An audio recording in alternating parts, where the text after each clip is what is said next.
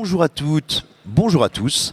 Je suis très heureux, je crois que nous sommes tous quatre très heureux de vous voir réunis en ce beau dimanche matin, ici plutôt qu'à la messe, pour une table ronde intitulée Adaptations, équilibre et trahison, qui n'est pas une pièce de boulevard, mais bien une discussion autour des adaptations, des libertés qu'elles nous proposent, ou pas.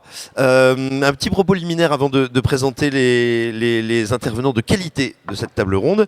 Il y a quelques années, j'étais un adolescent qui lisait beaucoup de Stephen King, et donc un adolescent qui lisait beaucoup, mais se lavait peu. J'avais deux très bons amis qui étaient dans la même situation que moi, et nous avions un débat passionné, parce que c'était des fans absolus de Stephen King, et qui me maintenaient que, mon Dieu, La Ligne Verte était une merveilleuse adaptation parce que très fidèle, et que Shining était affreux parce que vraiment infidèle. Eh bien, nous avons discuté, si bien que j'ai perdu deux amis, mais que je me suis forgé une opinion. Et après toutes ces années, eh bien, je suis ravi de pouvoir mettre cette expérience à profit avec mes camarades autour de cette table. Alors, pour discuter de ce sujet qui est absolument passionnant, nous avons avec nous Jacek Dukaj, qui est un auteur de science-fiction, qui n'est pas qu'auteur de science-fiction, qui est aussi traducteur et qui a une expérience qui va être particulièrement forte et intéressante pour nous, notamment parce que le court-métrage Qu'est-ce, dont vous vous souvenez peut-être, car il a été nommé à l'Oscar du meilleur court-métrage, a notamment été adapté de son œuvre. Et il va avoir bien des choses à nous dire sur notre sujet. Jean Scalzi, c'est un ami des Utopiales. Il y a laissé un grand et un beau souvenir, notamment à celles et ceux qui étaient là en 2019. Il n'est pas pour rien dans beaucoup des évolutions qu'ont suivi les conventions, les festivals, les événements dédiés à la science-fiction, et combien ils ont pu devenir plus entourants, plus accueillants, plus inclusifs. Mais ce n'est pas que ça. John, c'est aussi un ancien critique de cinéma, quelqu'un dont les travaux ont été à de maintes occasions optionnés et ont été approchés pour être adapté, et il sera donc en mesure de nous parler, si j'ose dire, de plusieurs côtés de la barrière, de plusieurs données relatives à l'adaptation. Et puis, j'ai à côté de moi Nicolas Allard, qui est un agrégé de lettres modernes qu'on ne présente plus et qu'on ne présente encore moins ici, car lui aussi fait partie, comme j'ambitionne de le faire un jour, des meubles. Tout simplement, vous avez pu le connaître et rencontrer son travail grâce à l'univers impitoyable de Game of Thrones, les mondes extraordinaires de Jules Verne, autant d'œuvres qui vous disent combien il s'intéresse à la question de la transmission et donc de l'adaptation. Et puis plus récemment, il a écrit Dune, un chef-d'œuvre de la science-fiction. Je pense que le titre parle de lui-même. Et enfin, ces derniers mois, vous avez pu découvrir de lui La planète des singes, des romans aux écrans. Comment mieux parler d'adaptation? Alors, tout d'abord, moi, j'ai envie de vous poser une première question liminaire, messieurs. Comment se fait-il, après des décennies, sinon des siècles, d'adaptation, de transposition d'œuvres de médium à médium, de relecture, comment se fait-il que nous nous posions encore la question de la trahison et de l'équilibre? Pourquoi est-ce encore un débat? Pourquoi est-ce encore quelque chose qui nous agite tant? Alors, si on s'en tient justement à l'adaptation des œuvres littéraires et pas simplement en science-fiction, on constate ces dernières années qu'il y a de plus en plus d'adaptations justement cinématographiques mais aussi télévisuelles, parce qu'il y a une explosion des séries télévisées avec les plateformes de streaming qui sont de plus en plus nombreuses. Et donc se pose nécessairement la question de l'adaptation, savoir dans quelle mesure une adaptation est fidèle ou non, ce qu'elle apporte ou pas à l'œuvre, est-ce qu'elle la dénature, est-ce qu'au contraire elle permet à un nouveau public, un nouveau lectorat de découvrir cette œuvre-là, et dans quelle mesure finalement c'est une richesse ou pas. Et c'est vrai qu'on le voit, notamment on parle parfois du manque de créativité à Hollywood. Il y a de plus en plus de sociétés de production qui vont chercher à adapter des œuvres littéraires qui ont déjà un lectorat. On sait déjà en fait qu'on prend moins de risques en adaptant des œuvres qui sont mondialement connues et célèbres. Je pense récemment justement à l'adaptation cinématographique de Dune, qui est le roman de science-fiction le plus lu et le plus vendu au monde. Donc je pense que ça reste une question pleinement d'actualité, parce que justement les adaptations d'œuvres littéraires sont ces dernières années de plus en plus nombreuses, ce qui est en soi une bonne chose. One of the things that I would say is that people really don't have a good understanding of how and why adaptation happens in the first place, particularly in film and TV, that the machinery of it is sometimes long-standing and absolutely nonsensical. That the idea that one would need to adapt from one medium to another is obvious because you're not doing the same thing, but also that there are other aspects that are involved. For example, if a particular movie star gets involved, that particular movie star will come in with their particular list of demands and their own screenwriter who will go and massage that script. Some producers are known for having a particular thing that they want in a script. There was a famous producer in Hollywood who for years and years and years wanted a giant spider in a movie. And he finally got his way in the Wild Wild West adaptation with Will Smith and Kenneth Branagh. And so part of the understanding of this is to acknowledge that adaptation is not always what is best for the material, but that it is a process of hoops that need to be jumped through, and hopefully at the end of it, you will have something good. Now we can talk obviously about when everything goes right in a sort of platonic ideal of adaptation. But this is something I want you to keep in mind, that adaptation gets weird because humans are involved. I'm afraid I have to completely agree with John, so we don't have much to argue about. Thank you and good night. I'm even more cynical. I would set this kind of rule that the more money is involved, the less the whole process of adaptation has to do with the quality and the artistic endeavor, and more it is about Excel and business and balancing books. Yeah? So I had two experiences like this from the opposite extremes of the scale. Like the first movie adaptation that was made of my story was made by one guy, a friend of mine, Tomek Bagiński, who just worked tirelessly after hours for 3 or 4 years making this short animated movie. It won a bunch of awards, was nominated for Oscar and so on. It's very good in my opinion, but it is more like an adaptation of ideas and climate of my story, not the story itself, right? So there was very good experience. And years later, Netflix bought rights to one of my novels, actually the one that was published here in France. And this adaptation almost has nothing to do with the original. It's like they took one small concept from the whole book, and then showrunner got free hand to write completely new story with new characters in completely different world. So I watched it. The first season is quite good, but what can I say more? It was a big production by the big studio. I didn't have much to say about it. Right. So those are our two experiences. When we talk about purely audiovisual media, there are other categories like adaptations to theater or to computer games, which is newer thing. Maybe something original can be said about it. But also the same rule applies. The more money is involved, the less artistic freedom you have. Et alors, moi, pour ma part, ayant travaillé et travaillant encore dans le domaine du cinéma, je ne peux qu'abonder dans votre sens sur effectivement l'influence et l'effet que peut avoir un gros budget sur une grosse liberté.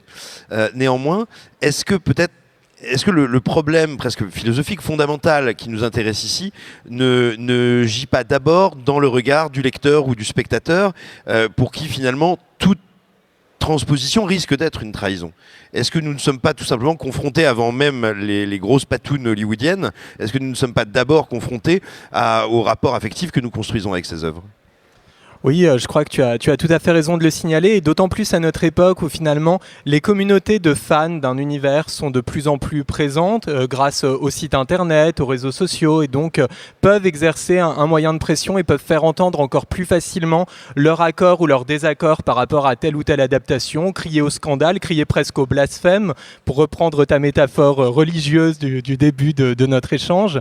Et donc je crois que c'est effectivement un des problèmes qui se pose, qui existe depuis longtemps et qui amène en fait à placer finalement le curseur sur deux choses différentes. C'est-à-dire qu'il y aurait en un sens l'œuvre originale qu'il faudrait impérativement respecter, qui serait presque sacralisée parce qu'au fil du temps, elle a su acquérir ses lettres de noblesse, acquérir un public, un lectorat qui est important. Et puis l'œuvre secondaire qui, d'une manière ou d'une autre, serait toujours finalement quelque chose de moins bien. Et se pose dans ce cas-là la question de savoir s'il ne faut pas accepter de fait de trahir l'œuvre originale pour éviter justement ces réactions négatives en considérant qu'on est bien face à deux œuvres artistiques fondamentalement différentes, qu'il y a d'un côté l'œuvre originale qui a ses propres spécificités et son adaptation qui sera forcément différente puisque c'est un regard qui n'est pas le même. Moi j'aime bien cette citation de Marcel Proust dans La Recherche où il dit que finalement un artiste c'est toujours quelqu'un qui impose sa vision. Eh bien un réalisateur par exemple quand il décide d'adapter une œuvre littéraire au cinéma, eh bien il va imposer sa propre vision et c'est peut-être préférable d'avoir ce cas de figure-là qu'un yes man qui va finalement se contenter d'adapter très fidèlement, comme tu le disais avec le cas de tes deux amis, très fidèlement un matériau, alors qu'en réalité on pourra se dire mais qu'est-ce que cela nous apporte de plus en sachant que la différence de format, de support, entraîne forcément des déceptions. Si on prend un roman, par exemple, très complexe comme Dune, il y a tellement de thématiques, tellement de personnages secondaires différents, que si on fait une adaptation extrêmement fidèle, on va forcément amener les fans de l'ouvrage à considérer que le film est très inférieur dans les thématiques, dans la finesse du point de vue, etc., à l'œuvre originale de Frank Herbert. I think that brings up a very good point. I mean, you do have to understand what it is you are doing and why and what can be accomplished in the format that you're doing it.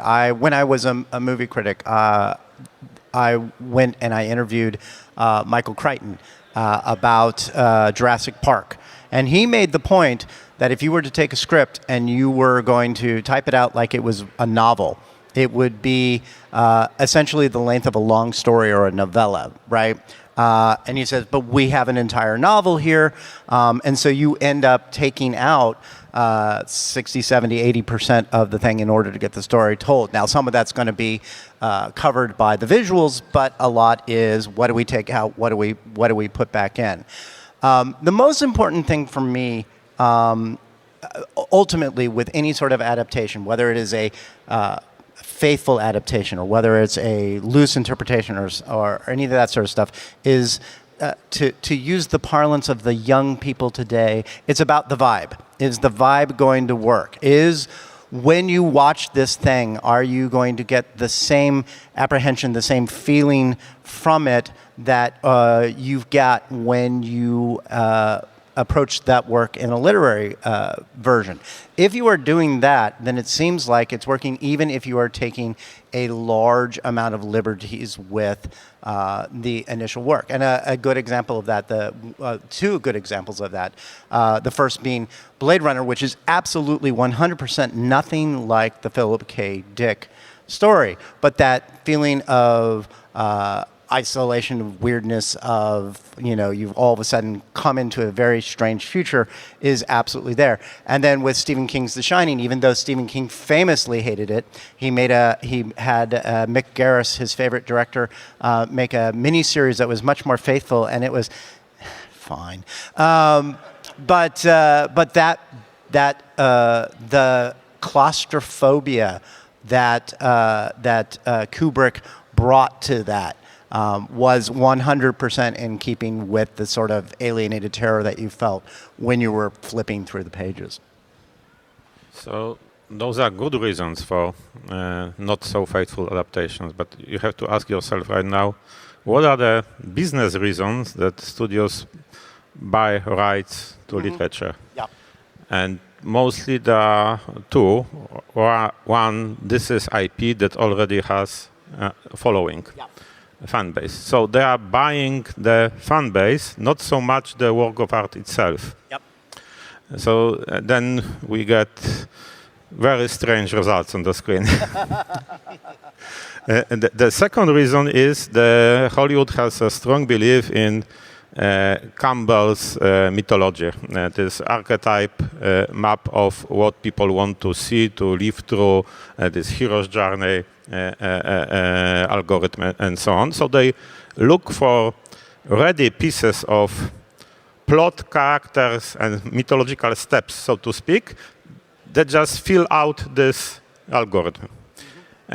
And there is a feedback loop going on between movie industry and literature, because maybe you noticed it for the last 2 or 3 decades. Novels written especially in English are more and more like TV series. They have structure, they have number of characters, they're interweaving plots and everything. Like it was not pre-made for TV series, but I think more like authors themselves watch a lot of TV series. They accustomed to the way of storytelling that was used there, and it is just the natural way of telling stories. Yeah. So in turn, it's easy to adapt this kind of novels. Yep. Because structurally, novels is very close to TV series. Yep. Movies are very close to short stories, novellas. Yeah? Yep. So you are right. It's very hard to adapt a long novel into one movie on the screen, like, I don't know, Dune, for example. Yes. So this is structurally almost impossible. Yeah. No, this is also 100% me as a novelist, because my story school was literally when I was a movie critic. I spent years watching hundreds of movies a year. So when it got to the point where I was writing novels, it's like, no surprise, it's a 3-act structure. Exactly. Yeah. So literally the first time my agent read Old Man's War, basically when I went to him to negotiate with Tor, my U.S. publisher, the first thing he asked me, he said, "Did you write this as a script first?" Yes. And I was like, "No, but thank you for asking." But I think you're right. I mean, the storytelling modes that you are most comfortable with are the storytelling modes that end up in your stories, which is why also, if you look at a lot of younger novelists, there's a little bit more experimentation with the storytelling that comes out of having played video games and having that as a story thing. Quest structure, right? Yes, quest structure, and also RPGs. There is, in fact, an entire genre of science fiction in the United States, and I'm sure it's here in France as well, which are basically basically people playing or writing out their D&D adventures and saying, "Here is a book." And there is not that there is anything wrong with that. I'm 100% okay with it, but it is very clear that the storytelling ideas that you grow up become the storytelling ideas that make it into your work.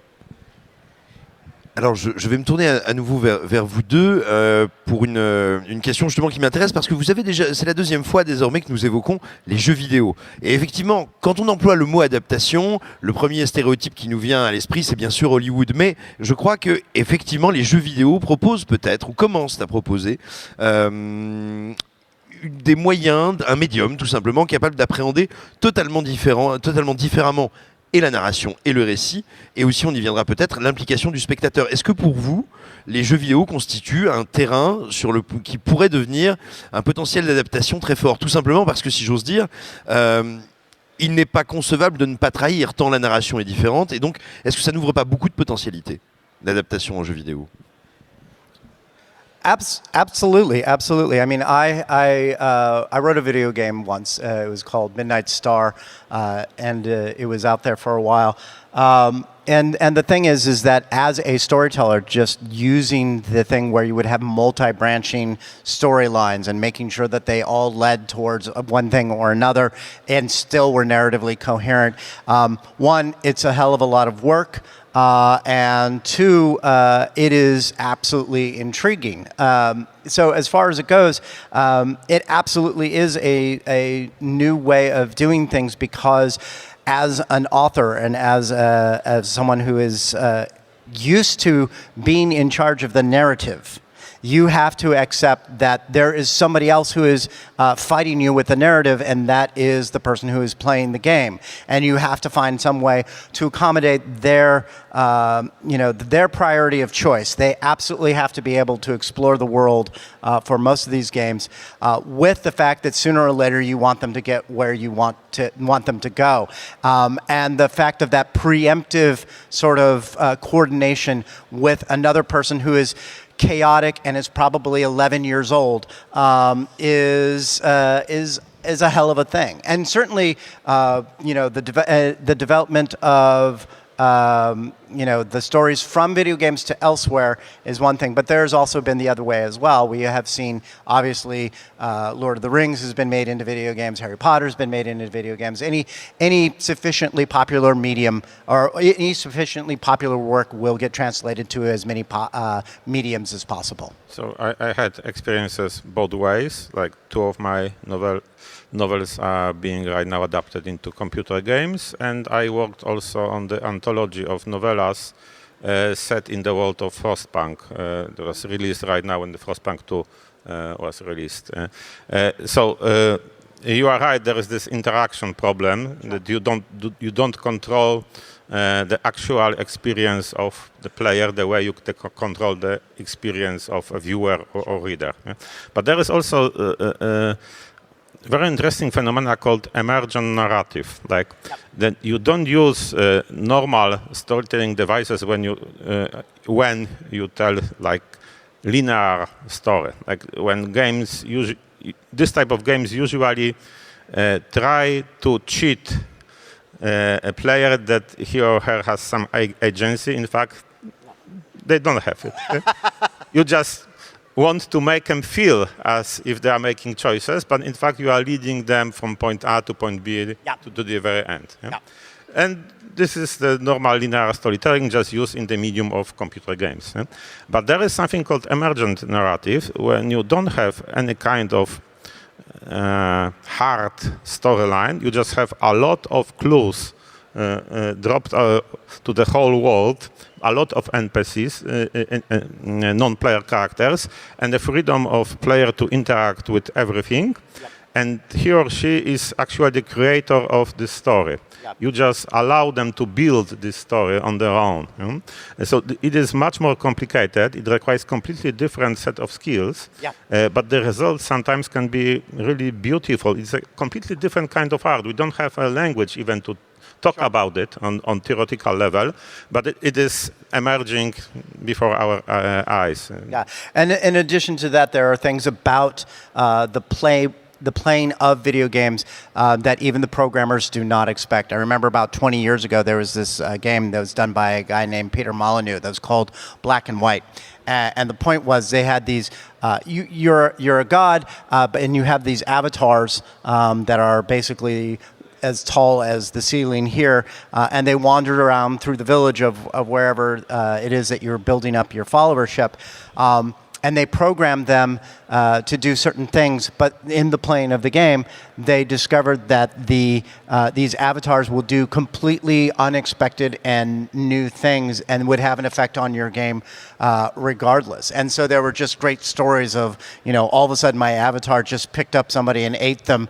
How is that going to affect, whether or not they follow me anymore or not? And you have to multiply this effect right now, and you can use AI tools. Oh, sure, absolutely. So AI-powered NPCs. So it's completely different narrative.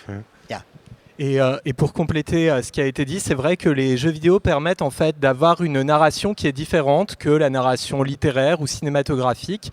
Notamment, il y a tout le phénomène des open world également, où on a un certain nombre de choix libres qui nous est fait. Le jeu vidéo permet une implication émotionnelle qui est importante, parfois plus effectivement que quand on lit un livre ou quand on est spectateur d'un film, parce que là, on a le sentiment d'agir pleinement dans l'intrigue, la diégèse. Et ce qui est intéressant, c'est qu'en fait, c'est un peu la version moderne des livres dont on est le héros, qui existaient depuis déjà un certain temps, sauf que cette fois-ci, ici, il y a une immersion qui est peut-être encore plus forte dans celle-ci.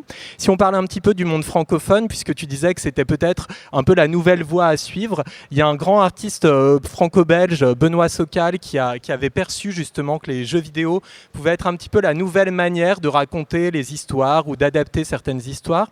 Lui, par exemple, il a décidé, alors qu'il est à l'origine auteur de bande dessinée, au début des années 2000, de devenir en fait producteur et réalisateur de jeux vidéo.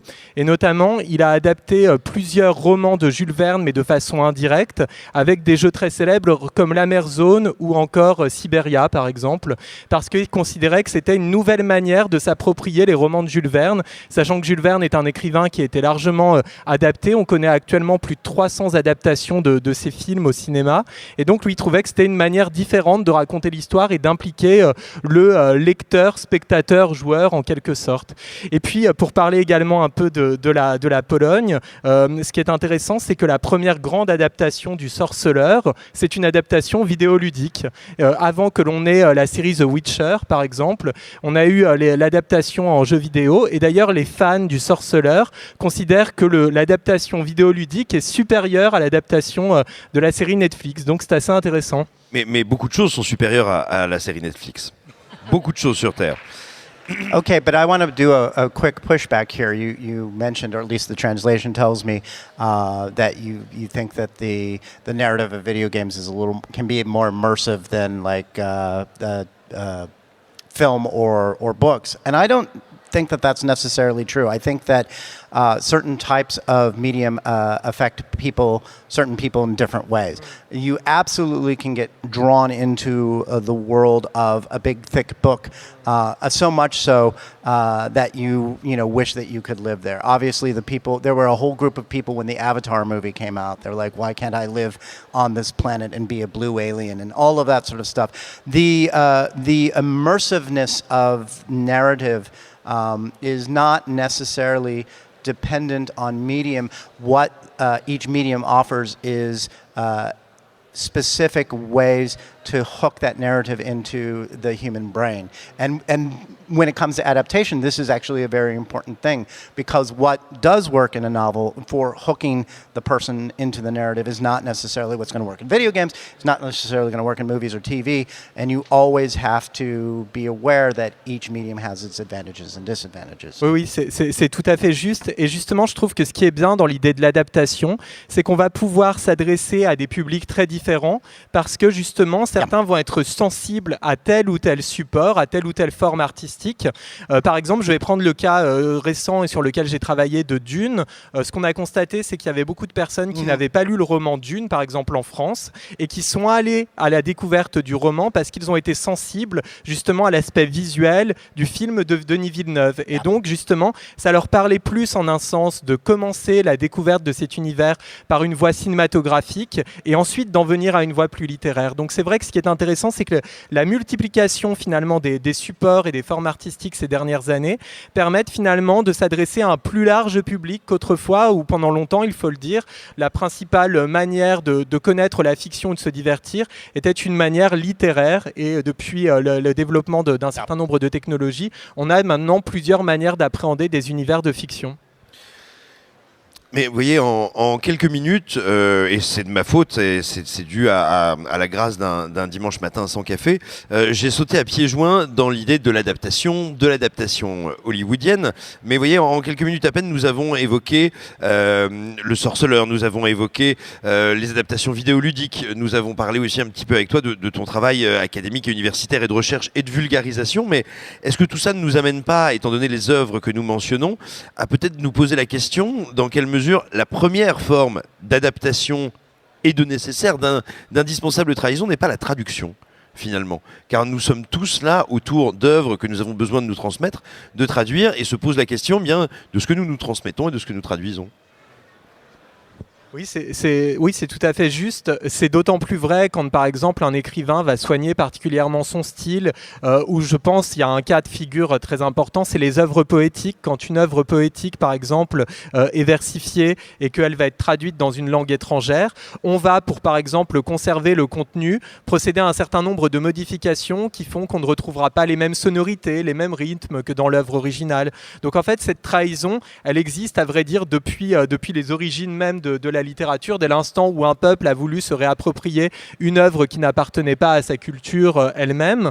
Et donc c'est un point très important. Et c'est pour ça d'ailleurs qu'on est aussi à une époque, et je trouve que c'est très intéressant, où de plus en plus, si on prend le cas du cinéma, on va privilégier des films en version originale sous-titrée pour justement permettre aux personnes, pendant longtemps cette tradition n'existait pas, les récentes, de s'approprier l'œuvre telle qu'elle est, sans en perdre finalement les subtilités et tout ce qui nous permettrait peut-être d'aller encore plus loin, d'en apprendre toute la finesse. On voit également de plus en plus, je parle là du cas de la France, des grandes œuvres littéraires qui vont être proposées dans leur version originale sans être une traduction, ce qui n'était pas le cas par exemple il y a une trentaine ou une quarantaine d'années. Les œuvres originales dans les librairies françaises par exemple sont beaucoup plus nombreuses proportionnellement au XXIe siècle qu'elles ne l'étaient au XXe siècle. So actually, I would like to use the words of my French translator, Michael Caban, and he was talking to me the last time I was here about translation, and he said specifically to me, I do not do a word-for-word translation, and the reason I don't do a word-for-word translation is because it makes absolutely no sense to do so. There are things that I say in English that don't make any sense in French. There are references I make that are not references that you would naturally get, and so what's important for him is not to do exact sort of, like the Google Translate. It's not going to be a Google Translate. It is going to be his interpretation of where I was going and what I was doing. And this is, even in something as simple, I have characters in the book Zoe's Tale that are named Hickory and Dickory. And they are not the same character. They're not named the same thing here because Hickory and Dickory are from a children's rhyme in English that doesn't exist in France. And so their names are now from a children's rhyme in French, and I can't even tell you what it is. But this is actually very important because as we go on, and we have the thing about artificial intelligence being able to translate your emails or translate short articles or something like that, one of the things that we really have to worry about is someone's going to go, well, I can just shove this novel into Google Translate and that is going to be, or whatever AI that you want to use, and that is going to be sufficient for translation. And I'm here to tell you 100% it is not. I have in my contracts, it specifies that I need to have a human translator. And the reason I need to have a human translator is for all the reasons that I just described, that you absolutely will lose the nuances that a human translator can and must provide if that translation is going to be successful at all. And this goes back to the thing of adaptation that can be advantageous even when you depart from the fidelity of the original, is who is your audience and how are you going to make the basic concept of that story available to them. Sometimes it's as simple as changing the names of the characters. Sometimes it's rather more complex. So for a while, going back to the matter of immersion, you're right. One can get immersed in any kind of medium, but the ability to get immersed in given work of art hugely depend on the culture you were raised in. Yes.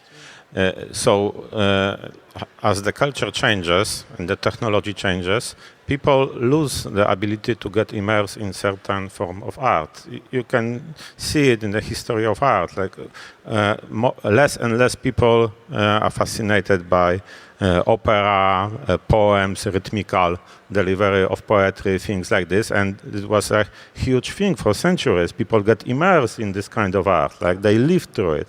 But right now, they are more and more living to audiovisual media. And here we come to the limits of translation, because there are some things that can be expressed that are crucial to the work of art in literature, and that structurally cannot be transmitted into audiovisual art. There are at least two categories. One are existential states of characters. What is going on inside of their minds, souls. You cannot see this on the screen. You have to talk about it, right? And the second thing that is most important in genres like science fiction are all those highbrow concepts, those ideas taken from mathematics, physics, cosmology, and so on. In a novel, like Neil Stephenson's novel or Grieg Egan, you can have dozens of pages devoted only to explaining this theory. Yeah. You cannot do something like this in a movie or on TV series. Like we can have great examples of the failure of this kind of attempts, like Tenet by Christopher Nolan. Yes. Right? So there are structural limits, right? And when the culture changes and the attention, the ability to get immersed in certain works of art moves with generation after generation, we lose certain parts of the spectrum of the human art, so to speak. Yeah? They are obviously they are theoretically accessible. You can even now listen to old music, read Homer, and so on, but the spectrum is narrower and narrower. The less and less people live through it. Right? Yeah, and and I think that what the thing is that things don't get replaced, right? But where they are in the sort of consumption pecking order goes further and further down the line. There are still operas being made, and you can still go see an original opera, but it is a highly specialized sort of thing. It's in the 1920s, jazz was the predominant form of pop music in the United States, and now it is very much of a specialized activity. And you can go to the New Orleans Jazz Festival and have 40,000 people there, but those are the 40,000 people. And so what I do think is interesting, though, is that with every format, they are talking to the other versions as well. You obviously see that in one way in the 1930s and 40s. Musicals in the United States were huge, and then they got adapted into movies. And now it's the other direction. The movies are popular, and then they get made into musical theater, and that is one of the reasons that musical theater is still alive and vibrant in the United States. But the conversation between the various forms of art and the adaptation is fluid enough that they speak to each other, and that speaking to each other is actually really, really interesting to me. Et vous entendant, je me demandais également si une autre variable très importante, en plus bien sûr, vous l'aviez dit, vous venez de le dire, du spectre que nous offrent les arts en fonction de leur pratique, est-ce qu'il n'y a pas aussi également une problématique insoluble, ou en tout cas passionnante, qui amène à des trahisons, amène à des transformations, quand on passe d'un art solitaire, ou bien souvent solitaire, à un art collectif. Car rédiger un texte, un poème, un roman, une saga de 3000 pages, c'est bien souvent une activité solitaire. Or, qu'elle soit adaptée en court-métrage, en série, en film, ça va nécessiter a priori des dizaines, sinon des centaines de personnes. Est-ce qu'il n'y a pas là, dans ce simple processus, déjà un espèce de point d'achoppement fondamental ? Oui, tu as raison. C'est d'autant plus vrai, par exemple, que maintenant, un réalisateur, c'est quelqu'un qui avant tout est un chef d'équipe. Et ce sont des équipes qui sont extrêmement nombreuses. Même, par exemple, pour la simple question du son de la bande originale d'un film. Si on prend le cas de Dune, il y a Hans Zimmer qui est le compositeur. Mais Hans Zimmer, il est entouré d'une équipe très nombreuse d'artistes qui vont apporter parfois leur petite touche musicale à un ensemble plus vaste. Donc ça, c'est tout à fait vrai. Et le processus créatif ne peut pas être effectivement le même, surtout que par exemple si on se place d'un point de vue d'un écrivain, il va travailler beaucoup seul, il peut travailler bien sûr en collaboration avec un éditeur, mais forcément pour qu'il y ait aussi une cohérence dans ce projet et cette vision qu'il cherche à retranscrire dans son œuvre, il est impératif que justement il n'y ait pas une multitude de personnes qui interviennent dans ce processus de création. Alors que dès l'instant on va changer de support, et c'est à peu près vrai pour toutes les autres formes artistiques, là on va devoir travailler en collaboration. Il va y avoir un peu ce qu'on appelle un phénomène d'intersubjectivité, où on va finalement ne pas pouvoir imposer sa seule vision, mais il va falloir aussi trouver des compromis.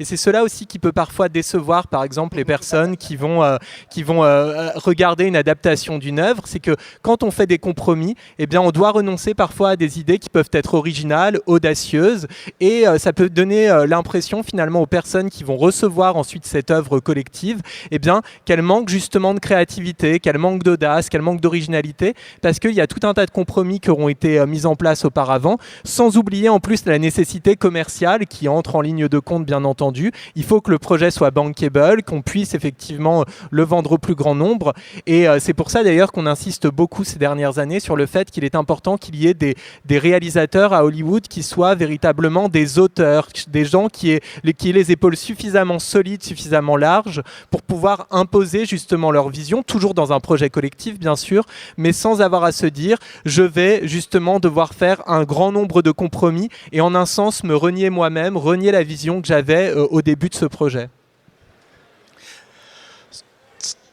So basically, in order for me to write a novel, all that is required is that somebody shoves food under a door, right? And then a few weeks or months later, a novel comes out.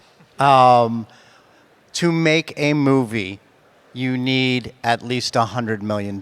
You need a certain amount of that for the production. You need a certain amount of that for the publicity and the marketing. You need a lot of money, and you need a lot of people involved to make that something that people are wanting to go out of their way to see, either in the movie theater or on a streaming service. All of that stuff put together. There is a lot of distance between shove food under the door and $100 million.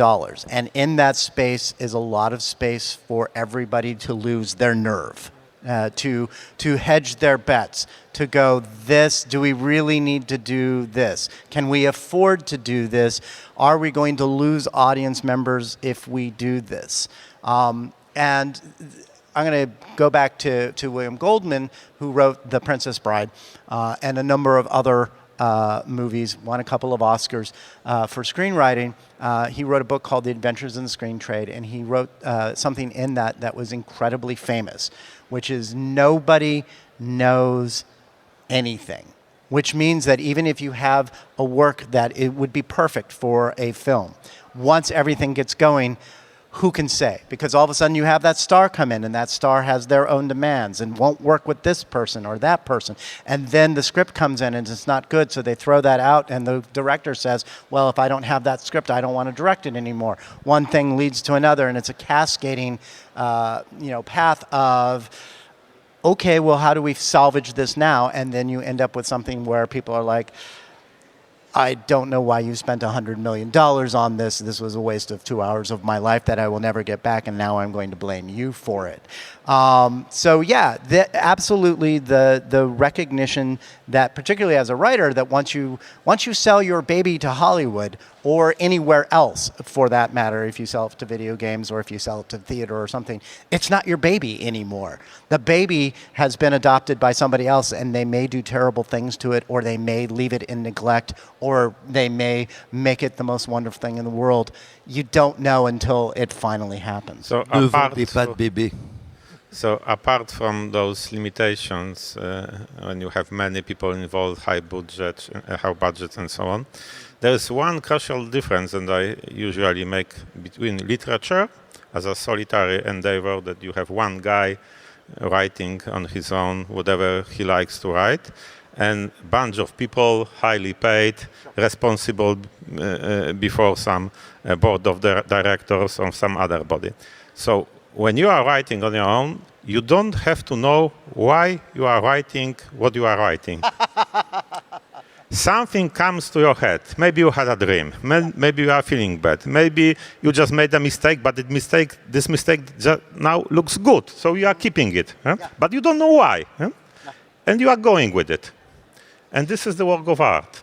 But when you had to explain every step of the way to a bunch of people why it has to be done this way, not the other, it is completely different work of art, work of entertainment. I don't know how to call it, because you are losing the most important thing, this mystery of creation. You know? There is no mystery left. Maybe just in the process of entropic dissolution of whole endeavor, because this is something that surprises everyone, but not in the art of creation. There are totally two different kinds. Yeah. On the flip side of this, and I do want to make the point that this is absolutely possible. I have a number of short stories that have been adapted to the Netflix series. It was called Love, Death, and Robots. And I will tell you that at least a couple of those adaptations are better than the short stories I wrote. And that is down to the fact that, let's take the example of my short story, The Three Robots. The character design, which is absolutely brilliant. There's a thing in animation that every character should be immediately identifiable by its silhouette, and that is a thing that just makes it pop for people. These things are absolutely identifiable. The world building that has been done with these characters sort of visually and everything else. The voice acting that has been done for the characters. Add that all together, and they have made characters that have become, within the context of that particular series, iconic. The three robots are the things that they show when they're trying to tell people about the series. There are people who have tattoos of at least one of the robots, and I just like, oh my God, you grafted onto your skin something that came out of my brain. I hope you don't ever hate me. But that is the point. When it works, when it does work, then you have a force multiplier, that you get the advantage of the great director, and you get the advantage of the great artists, and you get the advantage of the audiovisual medium, and it becomes something that is more than what you could have as a single person provide. It is a roll the dice sort of thing, and sometimes you're going to hit and sometimes you're not. But when it does hit, it's great. Oui, juste pour ajouter par rapport à ce que dit John, ce que je trouve très intéressant, c'est que aussi parfois l'adaptation, elle peut en un sens améliorer l'œuvre originale, proposer quelque chose en plus, parce qu'il ne faut pas oublier que bien sûr, quand on travaille à plusieurs, il va y avoir, comme je le disais, des compromis, mais également on peut être plus intelligent ou parfois plus créatif aussi à plusieurs, trouver des idées finalement qu'on n'aurait pas nécessairement en étant dans un processus un peu solitaire. Et puis, si je prends par exemple un exemple, il y a des œuvres, si on reste dans le domaine de la science-fiction, qui ont finalement eu un succès populaire, mondial, mais aussi critique, grâce à leur adaptation cinématographique. Je prends le cas par exemple du roman Les androïdes rêvent-ils de Mouton électrique. Et bien finalement, Blade Runner est beaucoup plus connu maintenant que le roman, et on peut se dire que la proposition qui est faite dans le film de Ridley Scott est une proposition très originale qui a permis justement de donner un nouveau souffle à ce texte-là et de l'amener à être relu, appréhendé à partir d'angles différents. On a à peu près la même chose aussi avec d'autres romans. Tu parlais tout à l'heure de Jurassic Park de Michael Crichton, où là effectivement on a aussi une relecture très intéressante, et on va avoir toute une littérature ensuite préhistorique qui va se développer à partir du film de Spielberg. Et puis par exemple on pourrait parler de La planète des singes de Pierre Boulle, un roman qu'il jugeait lui-même mineur, qui n'était même pas le roman qu'il préférait dans sa production littéraire, et avec une relecture très intéressante où on a vraiment essayé de projeter à cette époque-là, à la fin des années 60, les peurs d'une guerre nucléaire. Il y a une relecture du roman, et maintenant La planète des singes, il y a beaucoup de gens qui ont même oublié que c'était un roman alors que c'est une immense franchise de pop culture avec déjà 10 films à son actif. Donc l'adaptation n'est pas toujours mauvaise, elle peut parfois bonifier une œuvre ou en tout cas lui donner une seconde vie. I want to add on that real quick. There are times, and this is a heretical opinion coming from an author, there are times where the movie adaptation or other adaptation is actually a better way of telling the story than the original novel was. If you look at The Godfather, the movie, it's almost tiresomely acknowledged to be one of the greatest movies of all time. Godfather, the novel, is not great. It's not great. Jaws, the novel, is not great. Jaws, the movie, is a masterpiece of terror. There are certain times where fundamentally you ask who has told the story the best, and sometimes the answer is the movie. In fact, I'll go even more heretical, something that will get me bludgeoned probably later. As a storytelling vehicle, Lord of the Rings movies are better than Lord of the Rings. See, there we go. Because I strongly believe that Tolkien wanted to world build, and then he ran an adventure through the world, whereas Peter Jackson specifically wanted to tell the story. It is not that Tolkien was not a good storyteller, it's just that Peter Jackson was much more focused on telling that particular story, whereas and the Tolkien was like, but if you really like me, then you should read the Silmarillion. I wouldn't go so far, but you are right. You are right. Picnic at the Hanging Rock is another example of adaptation being done better, because you can use a lot of tools that audiovisual medium gives you to invoke this climate, this atmosphere of mystery, all those non-answered questions that by the necessity of putting them into language, you're already destroying the mystery. But if you are just suggesting them without words, they are the more powerful mystery, you know. Yeah. So this is one of the advantages of audiovisual medium. Yeah. Eh bien, parce que nous sommes dimanche et que je n'ai pas encore bu de café, j'aimerais ne plus poser de questions, mais j'aimerais savoir si vous en avez.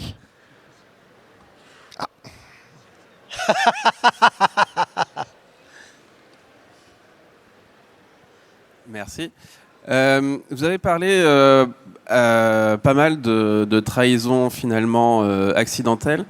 Il y a des cas où la trahison, je pense, est totalement intentionnelle. Je pense notamment à... comment ça s'appelle? Je l'ai oublié. Starship Troopers. Où très clairement le ton du film et le ton du bouquin sont absolument opposés. Je voulais savoir ce que vous pensiez un peu de ce genre de démarche et voilà, si c'est une forme d'adaptation qui est valide ou intéressante ou quelque chose comme ça. So I will tell you a story that I've heard as an apocryphal story where the Starship Troopers movie came out, and someone went to Jenny Heinlein, who is Robert Heinlein's wife, and was outraged what Paul Verhoeven had done to Robert Heinlein's story, and she said, Starship Troopers went back into the bestseller list, and it has sold millions of copies because the movie came out. And so that's one way of looking at it, is that the original story has not gone away. It has gotten new exposure because that has happened. But the other thing is, quite frankly, it's okay to have an adaptation that is in a very strange conversation or even opposition to, particularly actually Starship Troopers, which, Paul Verhoeven, who lived through some parts of World War II, knew from fascism, was using it to, and this is extremely relevant, he said, as an American, just the casual slide into fascism and what it means for your day-to-day life, and what it means in terms of when you go to war and all of that sort of stuff. He has created from a classic another completely different classic, and same way that Kubrick did with The Shining. I don't think we are deserved by getting two classics, but it is dependent on having someone like Verhoeven, who has a particular vision, or Ed Neumeyer, who wrote the script, having that particular vision and being able to bring it to it rather than having it diluted over and over again by committee. I would like to mention that this kind of perverse adaptation is quite a common thing in theater. Yes. So it's only when you have big budget and the expectations measured by algorithms from big data, you have this kind of discussion. Is it faithful? Is it the same audience that from the book? But from artistic point of view, it doesn't matter. Is it good or is it not good? Yeah. Right? That's all. Et sur l'idée de l'adaptation qui serait une trahison volontaire, je pense que c'est pas nécessairement une mauvaise chose, au sens où ça évite les problèmes que l'on a évoqués au début de cet échange, à savoir que les fans de cet univers vont dire finalement l'adaptation est de toute façon inférieure au roman que j'ai aimé, qui est plus complexe, plus profond, plus subtil, etc.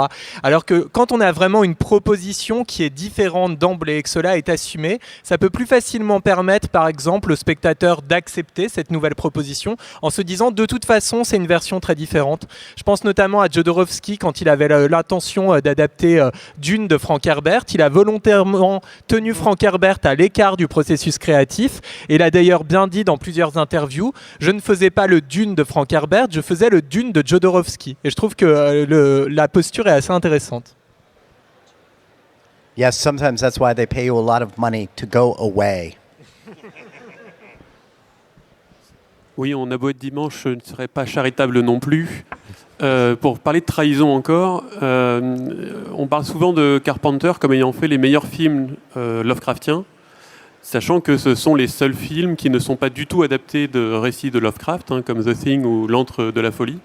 Et en tant que créateur, comment vous vous positionnez si un jour on vous dit « j'aimerais adapter votre idée sans adapter le titre pour être libre d'aller plus loin », Ou est-ce que vous êtes déjà retrouvé confronté à quelque chose qui ressemble beaucoup à ce que vous avez écrit ou que vous avez créé, et vous dire, c'est quand même vachement bien, comment je me positionne?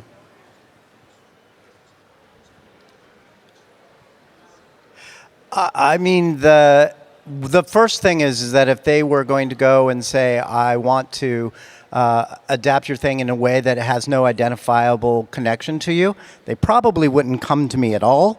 I mean, I wish they would, because then I would get money from the option. But I don't think there's anything bad about the idea that you in your writing have been so influential that someone can't help but incorporate the things that you have done as in a larger overarching theme. I mean, I think it's very rare. I mean, you can go to, say, The Thing goes directly back to Lovecraft because of the whole sort of unknowable horror of this thing that you cannot describe. But most of us are not so fortunate to have cornered a market of dread in such a specific way, or in any other sort of way. You can do a Woody Allen-esque comedy, but quite frankly, most people who are doing comedy movies aren't exactly that influential. There's another category that we miss in our discussion. Is something called inspiration. Yeah. Lawyers often mention it when they cannot define. Was it really adapted, or is this just a accidental similarity? Huh? Yeah. So they tell you, okay, so it's not adaptation, but it is an inspiration. Huh? Yeah. But from the point of view of an author, if I were in such a situation, the main crucial thing for me would be the trust. Am I trusting this guy doing this adaptation? Sure. He may have completely different take on it, but am I trusting him that he knows what he's doing, and if it will be good on its own, yeah, then I can give the carte blanche. Yeah. Do what you want, but I have to trust him. Yeah. Les amis, si quelqu'un est prêt à nous poser peut-être une dernière brève question. Bonjour. Je vais essayer d'être bref du coup. Moi, je suis un grand fan de Lovecraft, mais c'est très bizarre, je n'aime pas vraiment les romans de Lovecraft. J'adore son univers, mais j'ai jamais réussi à rentrer dans les livres de Lovecraft. Je trouvais ça peut-être un peu vieillot en termes d'horreur, vu que moi je suis une génération jeux vidéo. Je suis beaucoup plus marqué par les œuvres horrifiques de jeux vidéo, par exemple, et quand je lis un livre, j'ai vraiment du mal à avoir cette sensation de peur, peut-être avec Stephen King. Et donc, pour en venir, c'est par rapport aux adaptations qui sont faites en BD ou en manga de livres. Par exemple, je sais que Gutanabe a adapté beaucoup d'œuvres de Lovecraft. Et j'ai adoré ce que ça a remis une proposition plus contemporaine, alors qu'il y a peut-être une vision un peu aussi mangaka et japonaise de l'œuvre. Je remarque en librairie qu'il y a de plus en plus d'œuvres de romans qui sont adaptées en BD. Je ne sais pas si c'est parce que moi je fais plus attention maintenant ou si c'est parce que c'est vraiment quelque chose qui est en train de se faire. Et donc ma question c'est, est-ce que justement les contraintes du cinéma et donc les problèmes aussi qui peuvent en découler offrent une nouvelle opportunité à la BD d'adapter des œuvres, et comment réagissent les auteurs ou même les lecteurs à ces adaptations, que des fois sont plus ou moins bonnes d'ailleurs, comme au cinéma finalement. Par exemple, vous voyez, si on prend le domaine de la bande dessinée franco-belge, mais également des mangas, vous avez raison, il y a de plus en plus d'œuvres littéraires qui sont adaptées par le biais de la bande dessinée du manga, parce que ça offre une plus grande liberté, bien sûr, et on a moins de moyens financiers à mettre en œuvre, bien entendu, ici, puisqu'on est dans de l'ordre du dessin et du récit écrit, donc c'est plus simple, et ça existe depuis déjà un certain temps. Et ce qui est intéressant dans ce que vous disiez, c'est que, par exemple, moi, j'ai travaillé sur l'héritage artistique et culturel de Jules Verne. Donc je disais qu'il y avait plus de 300 films qui avaient été réalisés et qui adaptaient directement, plus ou moins fidèlement, ses œuvres. Et ce qui est intéressant, c'est qu'il y a aussi beaucoup d'artistes qui se sont réappropriés son œuvre et qui l'ont adaptée donc en bande dessinée ou en manga. Par exemple, on a Peters et Schouten avec Les Cités Obscures. On a également Les Aventures extraordinaires d'Adèle Blanc-Sec, par exemple, et beaucoup d'autres œuvres comme celle-ci, les Aventures extraordinaires de Tintin avec Hergé. Voilà. voilà, ce genre de choses. Et donc, ce qui est intéressant, c'est que parfois, en fait, un auteur, un artiste est à l'origine d'une œuvre qui va en inspirer d'autres et qui vont simplement conserver en fait un peu l'univers qui a été mis en place. Et cet univers-là va plaire finalement à des personnes qui ne lisent pas spécialement de la littérature, mais qui sont lecteurs de manga ou de bande dessinée. Et donc, c'est une autre manière finalement de s'adresser à ceci. Et moi, quand j'ai écrit cet essai, c'était une manière aussi de montrer que finalement, il y a beaucoup de personnes qui sont des lecteurs indirects de Jules Verne, parce que quand on admire tel ou tel, vous parliez également du manga, Miyazaki, qui est un grand héritier de Jules Verne, et bien par exemple, il n'adapte jamais directement les romans de Jules Verne, mais il le fait indirectement avec des œuvres comme Le Château dans le ciel, par exemple. Donc, c'est intéressant de voir aussi qu'il y a l'adaptation, non pas simplement d'une œuvre, mais on reprend un univers et on l'adapte à sa propre sauce. We go where the audience is. So if you want a manga of Old Man's War or any other ones of my work, just let me know. I'll get right on it. Alors, avant de toutes et tous vous remercier et de remercier nos invités, je voudrais signaler que Jacek Dukaj va être en signature dans les secondes qui viennent, et c'est aussi ce pourquoi nous allons respecter l'horaire scrupuleusement afin qu'il puisse dédicacé à la librairie à quelques mètres de nous. Mais je voudrais aussi signaler que mon camarade Nicolas Allard va très prochainement continuer cette discussion, vu qu'il mènera le 16 novembre à 19h au Club de l'Étoile à Paris une projection et une discussion de Jurassic Park, et donc dans laquelle il discutera conséquemment les problématiques d'adaptation du texte de Michael Crichton. Voilà, j'aimerais vous remercier chaleureusement tous les trois, vous remercier d'être venus et vous souhaiter une très bonne journée.